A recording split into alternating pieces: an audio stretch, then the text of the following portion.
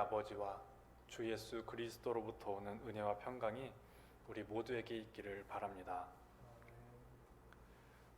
이스라엘이 광야에서 40년간 지내면서 배운 것이 있습니다. 그건 사람이 떡으로만 사는 것이 아니라 하나님과 함께해야 살 수 있다는 걸 배웠습니다. 광야에서 떠돌이 생활을 하다 보니 당연히 먹을 게 없었겠죠.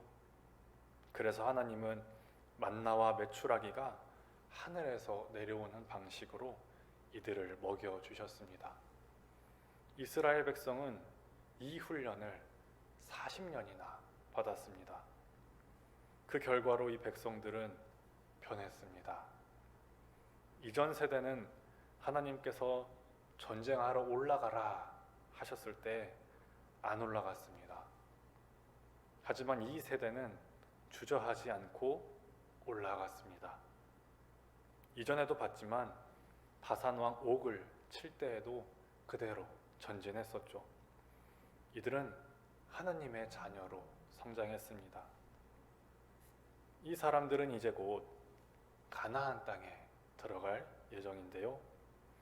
문제는 가나안 땅이 하나님을 대적하는 곳이었다는 겁니다. 가나안 사람들은 매우 악하게 살았습니다. 이 사람들은 정직해야 잘 사는 게 아니라 악하게 살아야 잘 살았습니다. 마치 사기를 쳐야 더 많이 벌고 빼앗기지 않을 수 있었습니다. 성실함이 중요한 게 아니라 강력한 힘이 이곳을 지배했습니다. 그래서 사회에는 불의와 불평등이 만연했습니다. 성적인 타락도 극심했고 살인과 폭력은 일상이었습니다. 모두가 이랬기 때문에 이렇게 해야지만 살 수 있는 곳이었습니다. 이뿐만 아니라 가나안 민족은 우상 숭배를 하는 곳이었습니다. 우리가 잘 아는 바알과 아세라가 있었고요.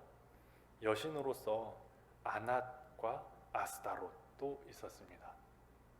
몰렉이나 다곤이라는 신도 가나안 땅에 있었다고 합니다. 이처럼 우상 숭배를 하고 있는 곳이 바로 가나안 땅이었습니다. 지금 이스라엘 백성들은 하나님을 대적하는 곳으로 또 죄가 만연한 곳으로 우상 숭배하는 곳으로 들어가야 하는 상황입니다. 그래서 하나님은 가나안 땅에 들어갈 이스라엘 백성들에게 오늘의 본문 말씀을 해주셨습니다. 이들에게 무엇을 말씀해 주셨는지 지금부터 알아보겠습니다. 첫째로 하나님은 가나안 땅의 우상을 제거하라 말씀하십니다. 본문 5절 말씀입니다. 오직 너희가 그들에게 행할 것은 이러하니 그들의 제단을 헐며 주상을 깨뜨리며 아세라 목상을 찍으며 조각한 우상들을 불사를 것이니라. 아멘. 하나님은 이스라엘 백성이 가나안 땅에 들어가면 모든 우상을 없애라고 말씀하십니다.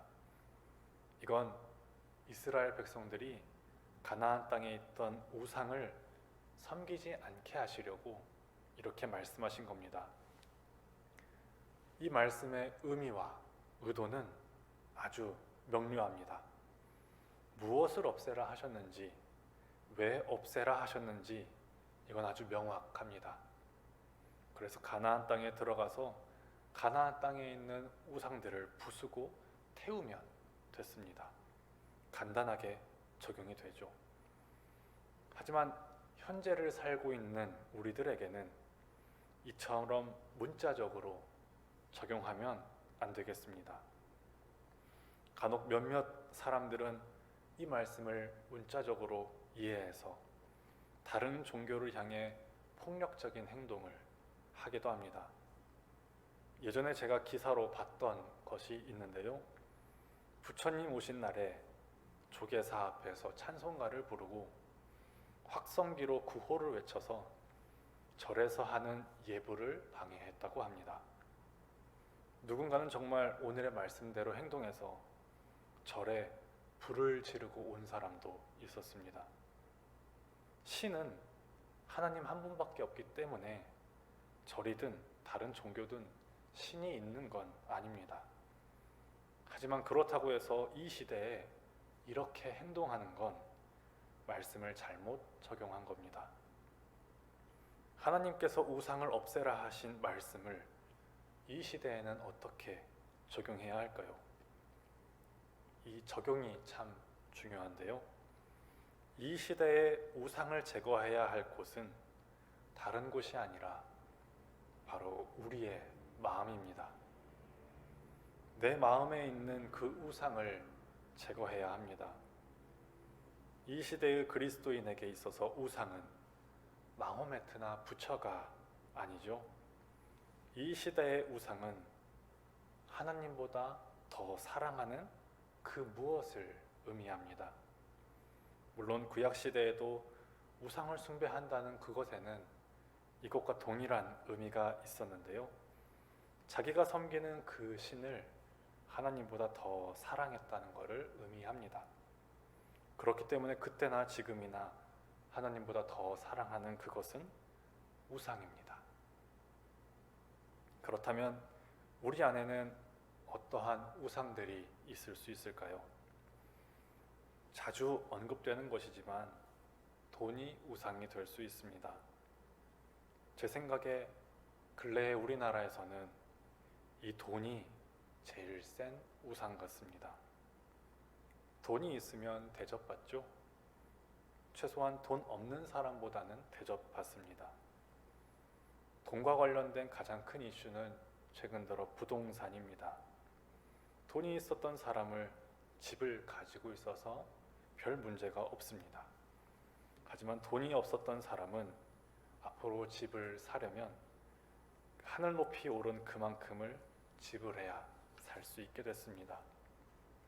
내 집 마련하기가 더 어려워졌죠. 그렇기 때문에 당장 돈 때문에 살아가는 데 필요한 집이 위협받는 상황입니다.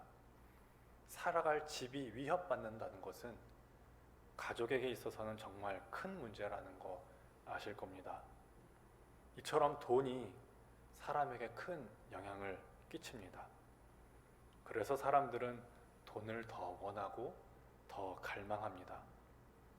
문제는 돈을 하나님보다 더 좋아하거나 더 의지하는 거기까지 가면 그것이 문제가 됩니다. 하나님을 가장 많이 사랑하고 하나님을 가장 많이 의지해야 하는데 하나님이 아닌 돈을 사랑하고 의지하니까 그것이 문제입니다. 만약 우리 안에도 이 돈을 우상으로 섬기고 있다면 당장에 찍어내야 합니다. 또 다른 형태의 우상을 알아보겠습니다. 이 우상의 이름은 중독입니다. 어떤 일을 해야지만 만족한다는 건데요.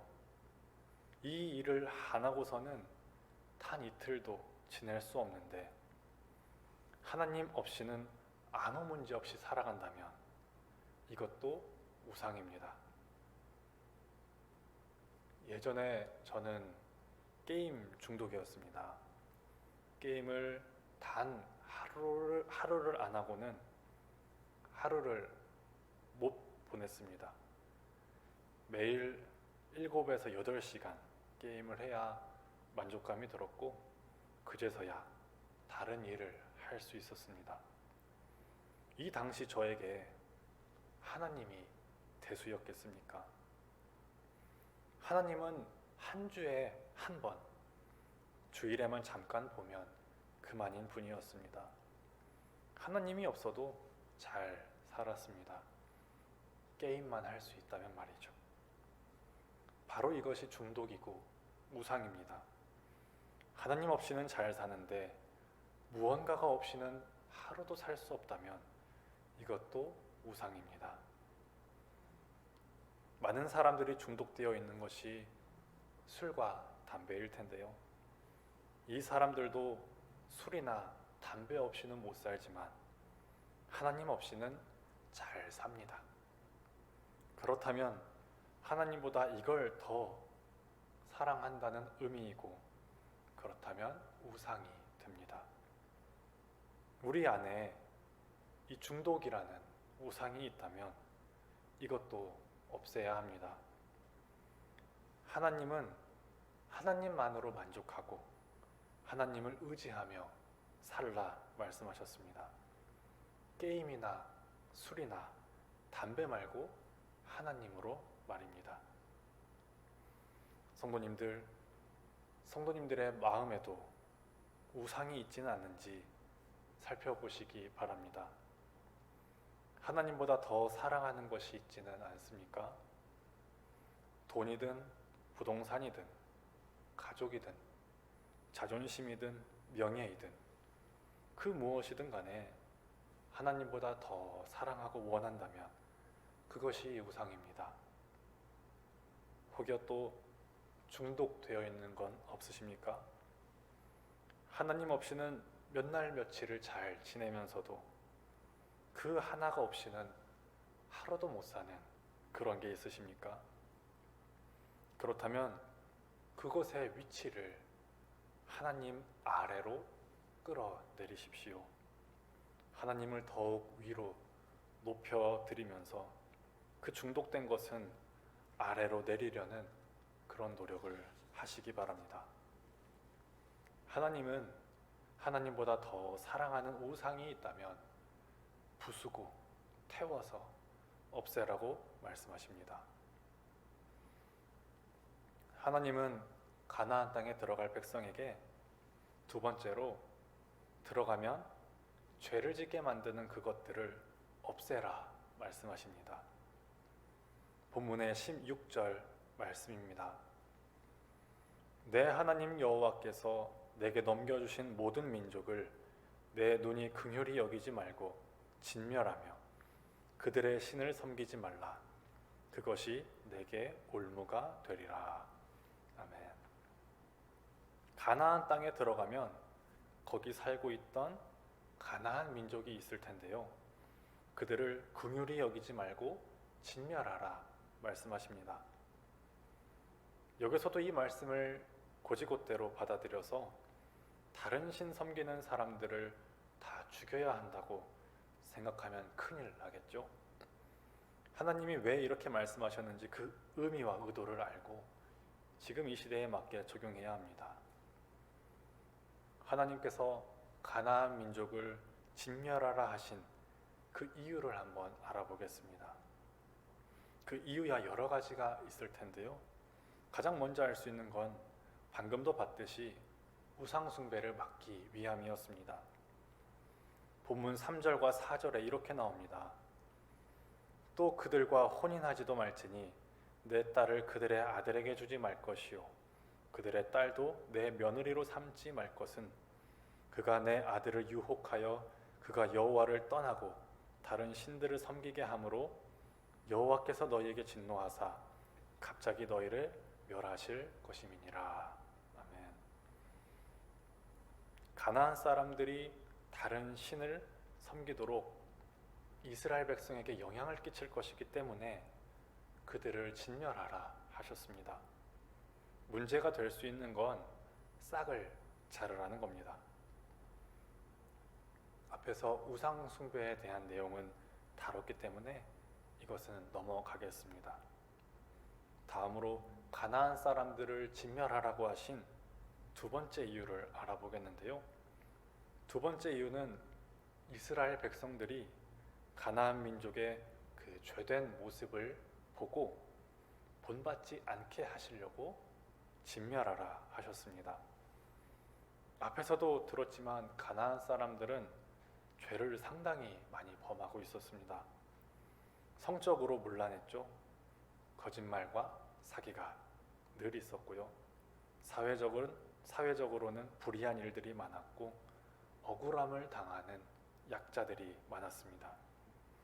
이렇게 죄를 범하는 문화를 이스라엘이 닮지 않게 하시려고 그들을 진멸하라 하셨습니다. 사자성어로 근묵자흑이란 말이 있습니다. 묵에 가까이 가 있으면 그도 저절로 검은색이 된다는 뜻이지요. 좋지 못한 사람과 가까이 지내면 악에 물들게 된다는 의미입니다. 또 견물생심이라는 말이 있습니다. 물건을 보면 욕심이 생긴다는 뜻입니다. 그전까지는 아무런 생각도 없었는데 그거를 보고 나니까 막 욕심이 생긴다는 의미입니다. 하나님은 가나안 사람들에 의해서 이스라엘 백성들이 이런 영향을 받지 않도록 보호하시고자 이런 말씀을 하셨습니다. 저도 최근에 이런 경험을 했습니다.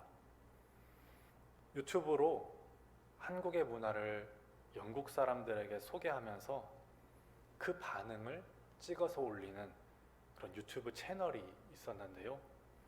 보니까 참 재밌었습니다. 자주 봤습니다. 그 중에 하나, 한국의 음료수를 영국 사람들한테 소개하는 영상이 있었습니다.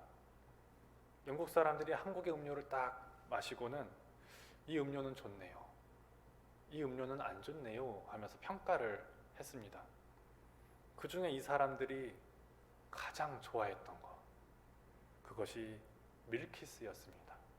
성도님들도 아시죠? 밀키스. 이걸 마시더니 영국 사람들이 환장을 하더라고요. 세상에 이런 음료수가 존재했었냐면서 극찬을 했습니다. 저는 원래 탄산음료를 못 마십니다. 배가 아프기 때문인데요. 그런데 이 영상을 보고 결국 밀키스를 샀습니다. 평소에는 마실 생각도 안 했는데요. 먹으면 배가 아프기 때문에 안 먹어야 되는데요. 그런데 보고 나니까 밀키스가 그렇게 먹고 싶어졌습니다.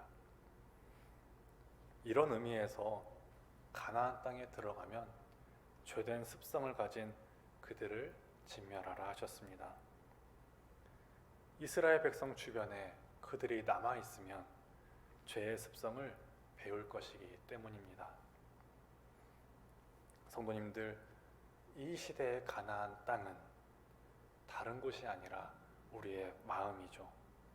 우리가 가나안 땅이고 우리의 마음이 가나안 땅입니다.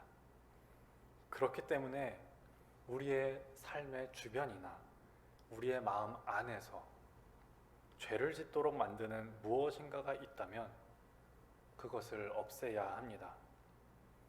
만약 우리의 습관들이 죄를 더 짓도록 만든다면 습관을 버려야 됩니다. 우리의 생각과 가치관이 죄를 쉽게 짓도록 만든다면 그 생각을 태워버려야 합니다. 이 시대의 가나안 땅은 다른 곳이 아닙니다. 우리가 가나안 땅입니다. 오늘 본문 말씀은 그래서 우리의 마음에 적용할 수 있겠습니다. 말씀을 정리하겠습니다. 성도님들, 하나님은 우상 숭배를 싫어하십니다. 하나님만 섬기고 하나님만 사랑하고 의지하기를 원하십니다. 만약 성도님들 안에 하나님보다 더 사랑하는 것이 있다면, 더 의지하는 것이 있다면 찍어내시기 바랍니다. 중독된 무엇인가가 있어서 하나님보다 그게 더 좋다면 하나님보다 아래로 끌어내리시기 바랍니다. 그리고 내 안에 죄를 더 쉽게 짓도록 만드는 것이 있는지 한번 돌아보십시오. 하나님은 이스라엘 백성들에게 그 무엇이든 간에 살려두지 말고 진멸하라 하실 정도로 죄악들을 싫어하십니다. 우리의 주변에서 혹은 우리의 마음에서 죄를 짓도록 유혹하는 것들이 있다면 즉시 진멸하시기 바랍니다. 이 시대의 가나안 땅은 우리입니다. 우리 안에 있는 우상, 우리 안에 있는 죄된 습성이 바로 진멸해야 할 대상입니다. 하나님께서는 성도님들이 거룩한 백성으로 살아가기를 원하십니다. 모든 지각에 뛰어나신 하나님의 평강이 그리스도 예수 안에서 성도님들의 마음과 생각을 지키실 것입니다. 아멘.